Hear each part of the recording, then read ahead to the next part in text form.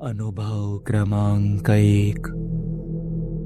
हा अनुभव आपल्या चॅनलचे सबस्क्रायबर सागर कदम यांनी पाठवला आहे. ही गोष्ट सुमारे 30 वर्षांपूर्वी घडलेली आहे आणि ती माझ्या स्वतःच्या काकासोबत घडली होती. तेव्हा त्याचं वय फक्त 24 वर्षांचं होतं. आम्ही मूळचे डोंगरगावचे.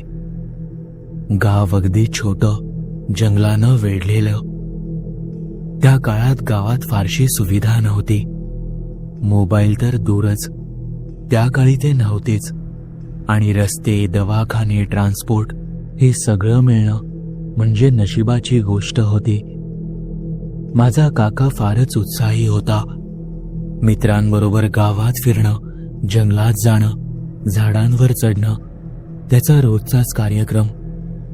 एक दिवस जंगलात फिरताना तो एका उंच झाडावर चढला आणि तोल जाऊन खूप उंचीवरून खाली पडला. त्याच्या पाठीला जबर मार लागला. मित्रांनी कसं बसं त्याला गावात आणलं. गावच्या वैद्याला बोलावलं. वैद्याने एक नजर टाकली आणि लगेचच नकार दिला. ही केस माझ्या हातातली नाही, मोठ्या हॉस्पिटलमध्ये न्यावं लागेल. ते म्हणाले, घरात माणसांची आणि सगळ्यात जास्त वेळेची अडचण. शेवटी ठरलं की काकाला भुसावळला एका खासगी हॉस्पिटलमध्ये दाखल करायचं. पण वाटचाल एकट्यानं करावी लागणार होती. डोंगरगाव स्टेशनवर त्याला गाडीत बसवलं. तिकडे भुसावळ स्टेशनवर त्याचा मामा त्याला घ्यायला येणार होता, जो त्याला पुढं हॉस्पिटलमध्ये घेऊन जाणार होता. प्रवास रात्रीचा होता. काका गाडीत बसला. थकवा, वेदना यामुळे काही वेळातच त्याचा डोळा लागला. तिथलं वातावरण दमट होतं. Sleeper coach. काही वेळ गेल्यावर अचानक त्याची झोपमोड झाली. त्याला वाटलं की स्टेशन चुकलं की काय. तो घाबरूनच उठला. खिडकी बाहेर अंधार दिसत होता. तो उठून दरवाजाजवळ येऊन थांबला. जशी गाडी थांबली तसे पुढच्या स्टेशनवर उतरला. त्याला वाटलं की आपलं स्टेशन गेलं आणि आता आपण चुकीच्या स्टेशनवर उतरलो आहोत. पण त्याला माहीत नव्हतं की तो प्रत्यक्षात भुसावळ स्टेशनवरच उतरलाय. फक्त ट्रेन उशिरा पोहोचल्यामुळे प्लॅटफॉर्म पूर्ण सामसूम झाला होता. लाईट्स नव्हते. शांतता इतकी होती की पावलांचा आवाजही अगदी स्पष्ट ऐकू येत होता. इतर कसलाही आवाज नाही. संपूर्ण परिसर निर्मनुष्य. काकानं त्याच्या मामाला शोधायला सुरुवात केली, पण चालणं शक्य नव्हतं, कारण पाठ अजूनही दुखत होती. तरीही तो प्लॅटफॉर्मवर एका टोकापासून दुसऱ्या टोकापर्यंत चालत गेला. शेवटी थकल्यावर त्यानं ठरवलं की स्टेशन बाहेर जाऊन कुणाला तरी विचारावं. कदाचित हॉस्पिटल कुठे आहे हे सांगतील. तो स्टेशनच्या बाहेर आला आणि समोर एक बाई उभी दिसली. ती अगदी नीटनेटकी होती. जुन्या पद्धतीचा पेहराव, मेकअप अगदी उठून दिसणारा, विशेषतः लाल चकचकीत ओठ. काकाला वाटलं की ही देखील बहुतेक आपल्या ट्रेनमधूनच उतरलेली असावी आणि कोणाची तरी वाट पाहत असावी. काकानं तिच्या जवळ जाऊन हॉस्पिटलचा रस्ता विचारायचं ठरवलं. तसे तो जवळ येत तिला काही विचारणार तितक्यात तिनं चालायला सुरुवात केली. काय झालं कोणास ठाऊक. काका तिच्या मागे चालायला लागला. ना ती काही बोलली, ना काका काही बोलला. चालणं मात्र सुरूच. त्याला अजिबात आठवत नव्हतं की आपली पाठ दुखते, चालणं अवघड होतंय. वेदना जणू कुठंतरी नाहीशा झाल्या होत्या. फक्त तिच्या मागे चालत राहण्याची एक विचित्र ओढ निर्माण झाली होती. रस्ता बदलत गेला. स्ट्रीट लाईट्स मागे पडले. आता अंधार, मोकळी जागा आणि शेवटी कच्चा मातीचा रस्ता. एक वेळ अशी आली जेव्हा त्याला आठवतच नव्हतं की आपण किती वेळ चाललोय. अंग तापत चाललं होतं, डोकं जड झालं होतं. अखेर समोर एका नदीचं पात्र आलं, तापी नदी. तसे अचानक एका झटक्यात काका भानावर आला आणि त्याच्या शरीरात असंख्य वेदना होऊ लागल्या. कारण तो जवळपास 4 ते 5 किलोमीटर चालत आला होता. तो आजूबाजूचा परिसर पाहू लागला. तसे त्याचं लक्ष समोर गेलं. ती बाई समोरच उभी होती, नदीच्या पाण्याकडे पाहत, अगदी स्तब्ध. काही क्षण तशीच उभी राहिली आणि मग हळूहळू पाण्यात उतरली. ती थांबली नाही. एक पाऊल, दुसरं, तिसरं, आणि मग बघता बघता पाण्यात बुडून गेली. काकाच्या अंगावर भीतीने शहारा आला. तो तिथंच थिजून गेला. शरीर थरथरू लागलं. जड पावलांनी तो मागे वळला. पलीकडे थोड्या अंतरावर एक छोटंसं हनुमानाचं मंदिर होतं. काकानं तिथं धाव घेतली. मंदिरात जाऊन बसला. डोळ्यांसमोरचा प्रसंग काही केल्या मिटेना. ताप अजूनच चढलेला. श्वास घ्यायला त्रास होत होता. तेवढ्यात मंदिराच्या कोपऱ्यातून एक वयस्कर व्यक्ती आला. त्यानं पाण्याचा एक लोटा दिला. काहीतरी मंत्र पुटपुटले आणि डोळ्यात डोळे घालून म्हणाला, सावध राहा बाळा, ती इथे नदीकाठी घेऊन येते. जे कोणी तिच्या मागे जातं ते परत येत नाही. त्यांचं ते वाक्य ऐकून काका सुन्नच झाला. त्याला काय बोलावं काहीच कळत नव्हतं. संपूर्ण रात्र त्याने तिथेच काढली, कारण तीच जागा त्याला सुरक्षित वाटत होती. सकाळी काही गावकरी नदीच्या दिशेने येताना दिसले. त्यांनी विनंती केली, तसे ते त्याला हॉस्पिटलकडे घेऊन गेले. काकाचं नशीब बलवत्तर, म्हणून तो या प्रसंगातून थोडक्यात वाचला.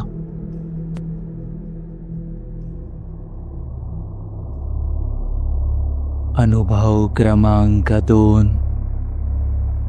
हा अनुभव आपल्या चॅनलचे सबस्क्रायबर अभिजित परांजपे यांनी पाठवला आहे. आजही ती रात्र आठवली की माझं काळीज धडधडायला लागतं आणि डोळ्यांसमोर सगळा प्रसंग उभा राहतो. गोष्ट आहे जवळपास 20 वर्षांपूर्वीची, जेव्हा मी माझ्या गावी जुन्या वाड्यात एकटा राहत होतो. जागेच्या व्यवहारासाठी मी काही महिने तिथे राहायला होतो. तो वाडा फार जुना, कमीत कमी 100 वर्ष जुना असावा. मोठमोठे लाकडी दरवाजे, उंच जिने, अंगणातील पडकी विहीर आणि एक न सांगता येणारा गोडपणा. गावातल्या वृद्धांकडून त्या वाड्याबद्दल मी बऱ्याच गोष्टी ऐकल्या होत्या. रात्री ऐकू येणारे आवाज, दिवसा होणारे भास आणि त्या विहिरीत झालेला एक अपघात. पण मी शहरातून आलेलो, शिकलेलो. मी अशा गोष्टींवर कधी विश्वास ठेवला नव्हता. पण ती पौर्णिमेची रात्र, त्या रात्री असं काही घडलं ज्यानं या गोष्टींवर असलेल्या माझ्या विश्वासाला कायमचा तडा गेला.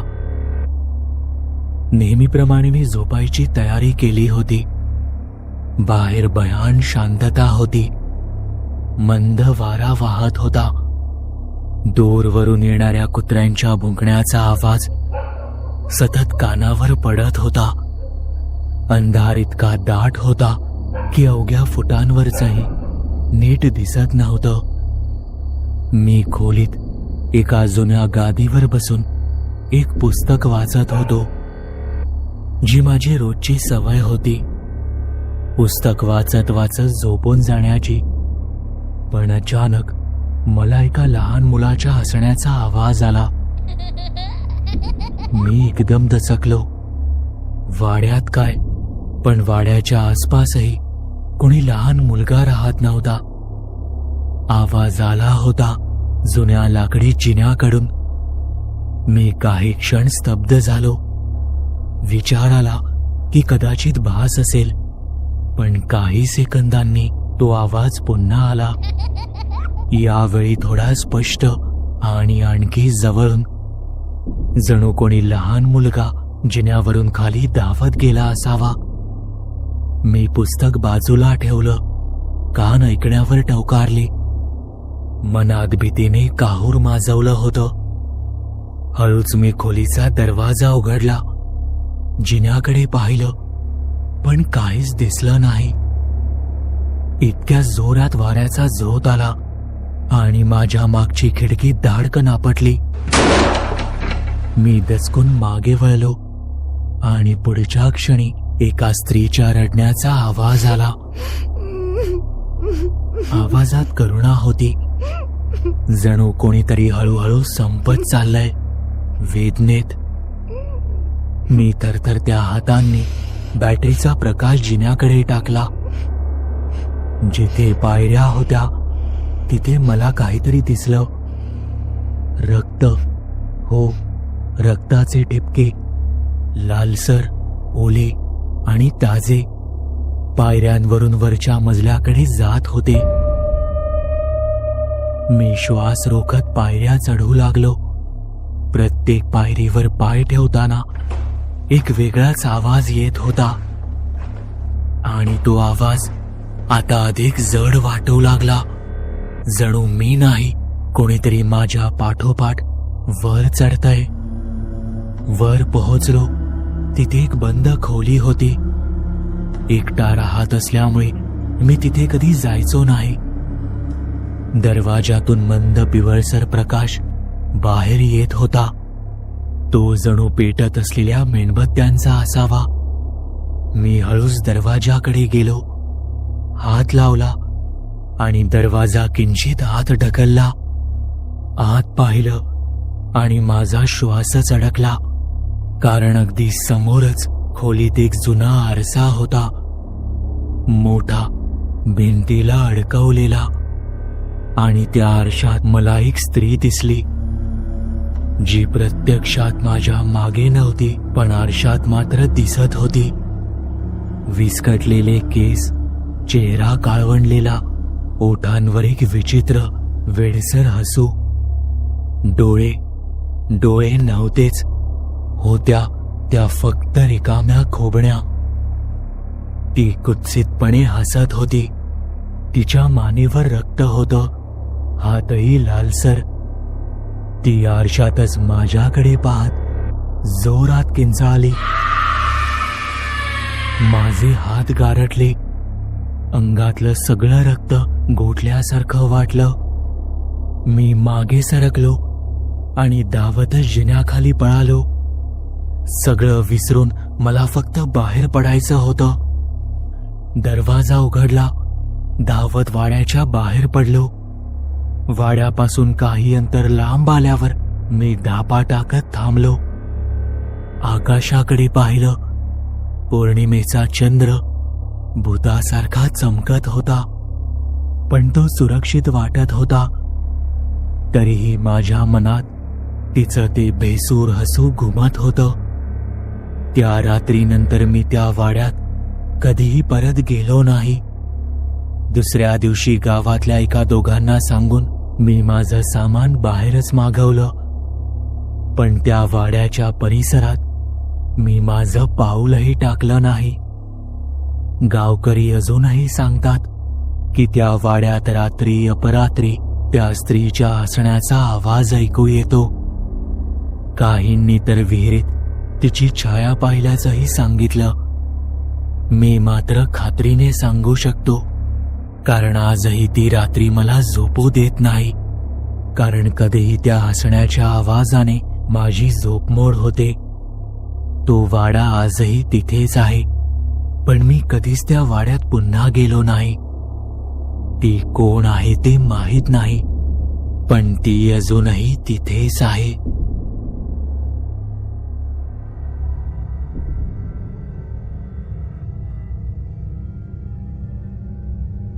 अनुभव क्रमांक 3. हा अनुभव आपल्या चॅनलच्या एका सबस्क्रायबरने पाठवला असून त्यांनी त्यांचे नाव गुपित ठेवण्याची विनंती केली आहे. गेल्या वर्षी माझ्या आजोबांचं निधन झालं आणि त्यांच्या 13व्याला आम्ही सगळे कुटुंबीय आमच्या गावी गेलो होतो. आमचं गाव वेगळंच आहे. लोक जरा बोलायला कमीच तयार, एकमेकांकडे पाहणंही टाळतात आणि दिवसाच्या शेवटी लवकर दरवाजे बंद करून घेतात. हे तिथं नित्याचंच आहे. आजोबांचं घर गावाच्या शेवटच्या टोकाला आहे. मागे घनदाट झाडं आणि एक जुनी ओसाड हवेली. ती कधी काळी कोण्या राजाची हवेली होती. लहानपणी मी त्या बाजूला अनेकदा खेळायला गेलो होतो, पण मला नेहमी वाटायचं की ती हवेली झपाटलेली आहे, कारण तिथं गेलं की मला विचित्र जाणीव व्हायची, जसं तिथं कोणी राहत आहे. तिथं थोडंसं पुढे गेलं की एक बाभळीच्या झाडाजवळ जुनं तुटकं दगडी कुंड आहे. घरातल्या आणि गावातल्या लोकांनी मला त्या काळी सांगितलं होतं की लहान मुलं तिथं जात नाहीत. त्या काळी गावातली काही लहान मुलं तिथं जाऊन बेपत्ता झाली होती. ती गोष्ट आठवली आणि मी हसून दुर्लक्ष केलं, कारण आता काळ बदलला होता, जग बदललं होतं. मी सुद्धा आता तिशीजवळ येऊन पोहोचलो होतो. दुसऱ्या दिवशी मी दुपारी एकटाच निघालो, जुन्या आठवणी जाग्या करत, आणि मी नकळत त्या कुंडाजवळ पोहोचलो. झाडं जोरात हेलकावे घेत होती. वाऱ्याचा आवाज वेगळाच वाटत होता. त्या भागात गेल्यावर जाणवलं की तिथं वारा खूप थंडगार आहे, म्हणून काही वेळ तिथंच थांबायचं ठरवलं. वाऱ्यामुळे पानांची सळसळ ऐकू येत होती. वातावरण छान वाटत होतं, म्हणून मी काही फोटोही क्लिक केले. तितक्यात खूप उग्र वास आला, जो मला असह्य झाला. मी झटकन तिथून लांब झालो. तो वास काहीतरी जळत असल्यासारखा होता, करपलेला, जणू जळक्या केसांसारखा. मी कुंडाकडे पाहिलं आणि माझ्या अंगावर काटा आला. कुंडाच्या काठावर केसाचा झुपका होता, जळका, जसे तो नुकताच तिथे आणून ठेवला असावा. कारण मी जेव्हा इथे आलो होतो तेव्हा तिथे असे काहीच नव्हते, वासही नव्हता. मी मागे वळणार इतक्यात माझ्या डोक्यावर कोणीतरी थंड हात ठेवला. अंग सुन्न झालं. मी एकदम शहारलो. मागे वळून पाहिलं, पण कोणीच नव्हतं. तितक्यात बांगड्यांचा आवाज आला आणि एक वाक्य ऐकू आलं, तू परत आलास. मी इतका घाबरलो की त्या जागेपासून लांब जोरात धावतच सुटलो. थेट घरी आलो. काही न सांगता गप्प बसून राहिलो. पण आजीने माझा चेहरा पाहून ओळखलं. ती जवळ आली आणि म्हणाली, कुंडापाशी गेला होतास ना, तिथं अजूनही ती आहे. त्यावर मी विचारलं, कोण ग? तेव्हा आजीने ती गोष्ट सांगितली, जी कदाचित लहान असताना मला ती सांगू शकत नव्हती, आणि गावातही कोणी उघडपणे त्याबद्दल बोलत नव्हतं. 1800च्या सुमारास गावात धनवटी नावाची बाई होती. तिला औषधं, जडीबुटी याचं ज्ञान होतं, पण काही लोक तिच्यावर जळायचे. एकदा गावात साथ आली आणि बरीच लोक मरायला लागली. पण काही लोकांनी तिलाच दोष दिला आणि म्हणू लागले की ही चेटकीण आहे, ती शाप देते आणि गावातली लोक मरण पावत आहेत. सुरुवात तिच्यावर जळणाऱ्या काही लोकांनी केली, पण नंतर संपूर्ण गाव तिच्या विरुद्ध झालं. एके रात्री तर सगळे गावकरी तिच्या जीवावरच उठले. तिला घरातून बाहेर काढून मारहाण करत त्या कुंडात टाकलं. तिथेच तिचा जीव गेला. पण मरताना तिने शपथ घेतली होती की या गावात दरवर्षी मी एक जीव घेईन आणि जो माझं अस्तित्व विसरेल त्याचा मी शेवट करीन. तेव्हापासून दरवर्षी एखादी तरी व्यक्ती अनैसर्गिकरित्या गायब होते, काहीच पुरावा न ठेवता. कधी लहान मूल, कधी तरुण, तर कधी वृद्ध. लहान मुलांना बोलवणं सोपं म्हणून असेल कदाचित. मी न राहून आजीला म्हणालो, अगं आजी, मग गावकरी काहीच करत का नाहीत यासाठी?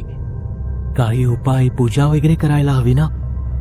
त्यावर ती म्हणाली की बरेच प्रयत्न झाले, पण हा शाप अख्ख्या गावावर आहे आणि त्यातून कोणी कधीच मुक्त होणार नाही.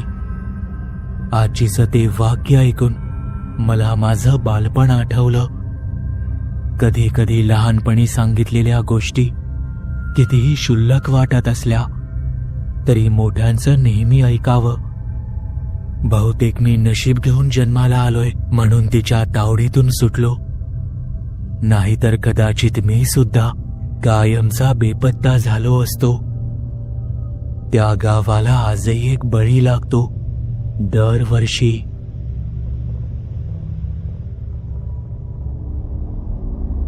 तुम्हाला ही कथा आवडली असेल तर या व्हिडिओला लाईक आणि शेअर करायला विसरू नका. जर तुम्ही आपल्या चॅनलवरती नवीन असाल तर आपल्या चॅनलला सबस्क्राईब नक्की करा आणि बेल आयकॉनवरती क्लिक करा, म्हणजे तुम्हाला पुढील येणाऱ्या व्हिडिओचे नोटिफिकेशन लगेच मिळेल.